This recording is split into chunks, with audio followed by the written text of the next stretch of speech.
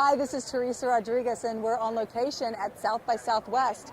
And I am here with the famed screenwriter, producer, director, amazing man, who has created Final Destination. Jeff, thanks for joining us. Thank you for having me. Thank you. So, okay, tell us about the whole Final Destination franchise. Well, it's a pretty cool franchise, I guess, if I must say so myself. No, it's a great franchise. It's a horror franchise. The first one came out in 2000, and it's basically about a group of kids who are going on a trip to France, and one of the students has a premonition about the plane crashing, so he gets him and a bunch of friends off the plane crashes, and death comes after him. So. Okay, if I had things coming after me, my friend, death would not be one of them. How did you come up with this idea? I came up with it, I was actually riding home to Kentucky, or flying home, not riding home, and I read an article about a woman who was on a vacation, and her mother called her and said, "Don't get on the plane that you're on tomorrow, I have a bad feeling about it." And so the woman changed flights, and the plane that she was on crashed. So I was on a plane, and I thought, oh, wow, that's kind of creepy, and it just kind of was percolating in the back of my head for a couple of years. And then I started thinking, oh, what if she was supposed to die in that crash? And, then what if death had to kind of come make things right? So it was kind of a lot of crazy stuff going on up here. There is. So how many Final Destinations are there now? There are 5. So someday we'll have the Final Destination. The final. The final. Truly Final Destination. So I've been asked by the many students of you who follow what you've done and what you've created, who are big admirers of you, want to know how you did it and just some advice on how to get from where you began to where you're at now. Right. I mean, I guess the biggest advice that I can give you is you have to be really passionate about this and be willing to commit, because it can take anywhere up to 10 years to get your career going. So like any kind of artist, you have to be willing to say, okay, you know what, if I have to wait tables for 10 years to do this, I'm going to do it. So you have to be willing to do the work. I say write every day. If you're a screenwriter, I say read screenplays.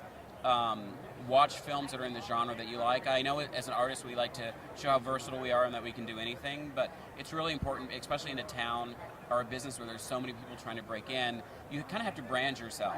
So, I'm like a horror screenwriter, and yes, I can write other things, but people, when they think of me, they think of horror, and that's a good thing, actually, because horror, me too! People look at me and they think of horror.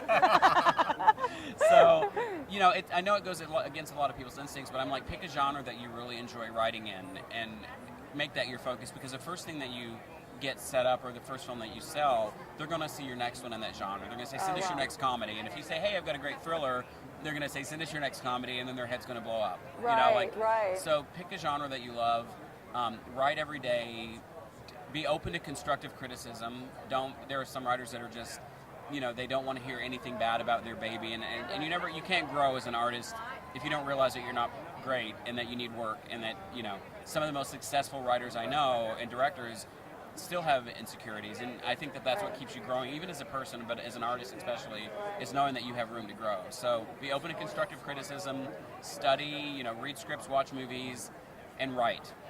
I love it. And, I'm sure you've won many awards around the world, but we want to give you our award for Film Festival Flix here. Thank you. And it's dual purpose. You can actually take a shot of tequila out of it as well. So you can put it next to your Oscar, which doesn't have many other uses. But, yes. Yeah. So who would you like to thank?